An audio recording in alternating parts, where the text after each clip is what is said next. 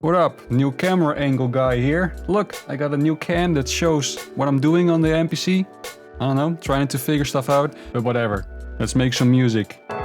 We got another ambient sample right here. Now, I must admit, this sample is like at the edge of what I'm used to, so we will see if it works. Maybe it will not work. Maybe this video will never be online.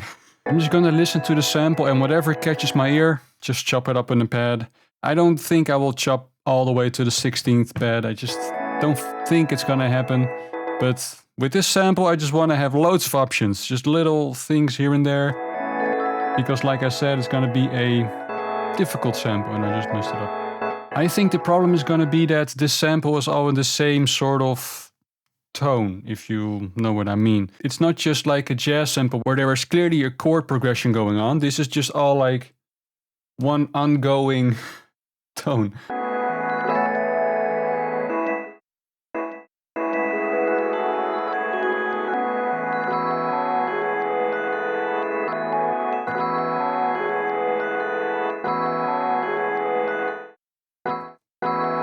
I take it back. I will reach the 16th path because I'm not even halfway. I'm like a third of the way through the sample and I'm already at like pad number 14. So yeah, I might run out of pads. If only I had the MPC Live 3, huh? Then I got how many pads? 4 times 16? You do the math. 64? 64 pads. But now I only have 16. The MPC Live 3 is cool though, but I'm not like in a FOMO state of mind with it. I don't care. Like this MPC is like more than I need. The only thing I would like is a tiltable screen, and yeah, there is a mod I found out actually last week that you can build a little tiltable screen, but it's not foldable. So it's always like always like this, which means, yeah, do we really want that? I don't know. I'm secretly waiting for the new MPC X. It's all rumors at this point, I'm aware, but the new MPC X is maybe coming in the next half year to a few months, so I don't know. It's probably going to be expensive though, but a tiltable screen and just a little laptop sort of form factor, I like it, because I don't like being like hunched over like this. I'm an old man. My back starts to hurt after a while.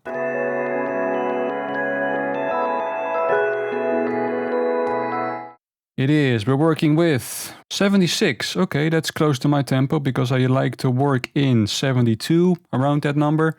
Let's find out. Warp. Let's put the tempo down a little bit, like stretch 110. This is -4. I completely lost the plot now. That's... what am I listening to?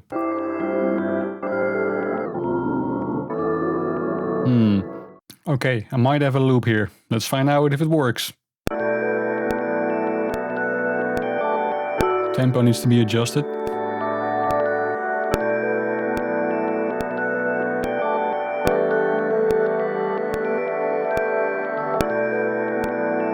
We will see if it works.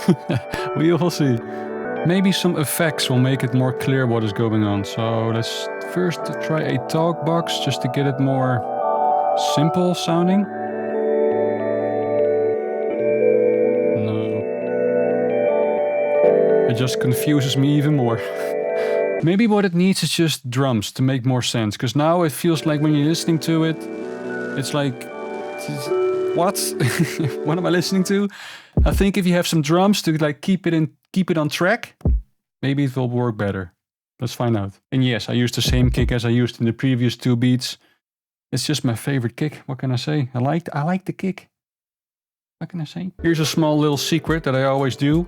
I have a preset in this MPC, right? Like I have a preset for the sample group, the sample bus track, like that bus track where the sample sits on is being sidechained by the kick and also the snare. Like as you can see right here, Mother Ducker input has the snare pad, has the kick pad.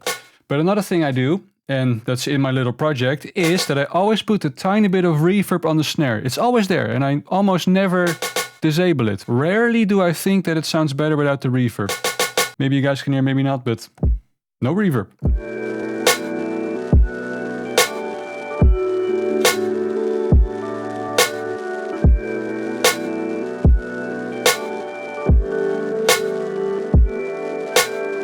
Because this sample is so weird, I'm gonna keep the drum pattern as simple as can be. Literally just a boom, chuck, boom, tuck. But what I wanna do is this, and I'm gonna record it. Traction control off, and we go.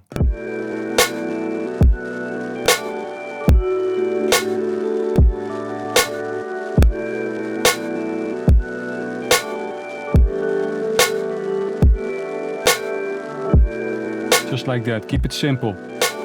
And I'm sort of in my head, I'm already making a beat that will be a filler on a EP or album. I'm not making this as a like big time single release because it's too weird for that. This is just a filler track, if you know what I mean. Like something to appreciate or no, sets the mood of an EP or album.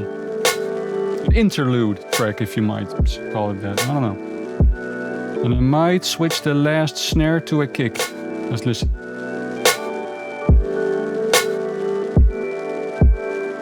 Yeah, that's dope, I like it. Just to switch it up a little bit, because there needs to be some variation. But for now, some hi-hats.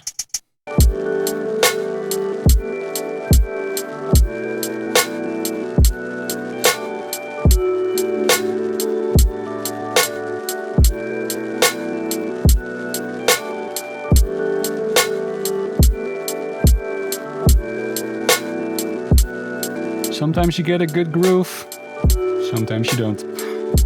I don't want to do it over again, so I'm going to stick with this one and just nudge some notes around. You know what? I'm going to skip ahead and see how it sounds with a tube drive on the master. See if it makes any... Yeah, it gives it more of a... Don't know, something.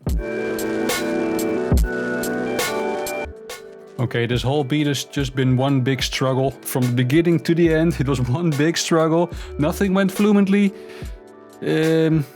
Yeah, I don't know, let's see, maybe a bass line. I keep saying this for every single element that I add onto the beat, but maybe a bass line will fix things.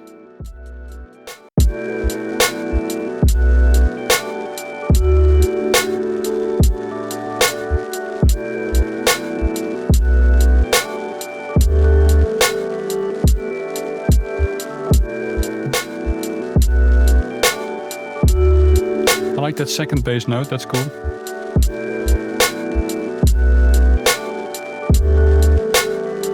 Bit too long there. Right, there it is. Hands off, no more adjustments. It's something. It's something. And maybe later on I will dig it more. I like some parts of it. It still flows. Again, I would still put it in a fitter position on an EP or a album. Not as a single to just release to SoundCloud or Spotify. It's more like a filler. Just a 1 minute 20 track, if you know what I mean. And I'm not going to add any MIDI notes to this. I don't feel like it will do it any more good. Boom, boom, boom, boom, boom, boom, boom. Actually, I might do it. I might add some MIDI notes to it. I will try.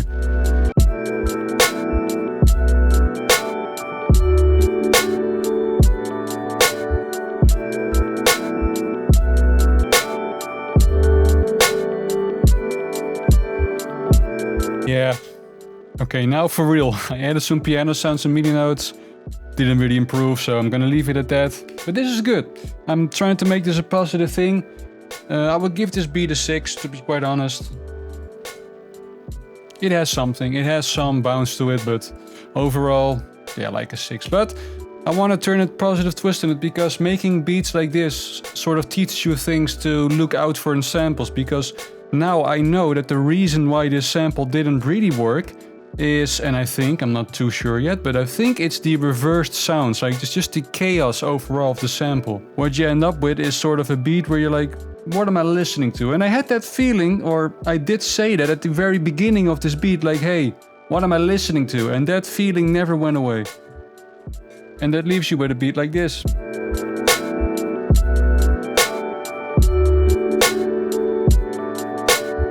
But oh well, hey, that's it. That's the beat, that's the video done.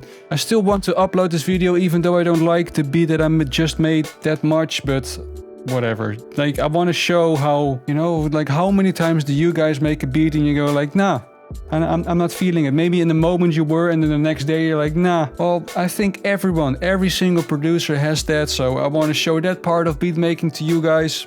And here it is. This whole video was apparently about that. I was hoping for a different video, but yeah, the video was about that. Like, sometimes you cannot make jams. Sometimes you make caca. It actually sounds way better on the smaller speakers right here, so maybe I just have to fix the mix a little bit or give it some time. But anyways, this is the end of the video. Thank you all for watching, and I hope to see you on the next one. Peace.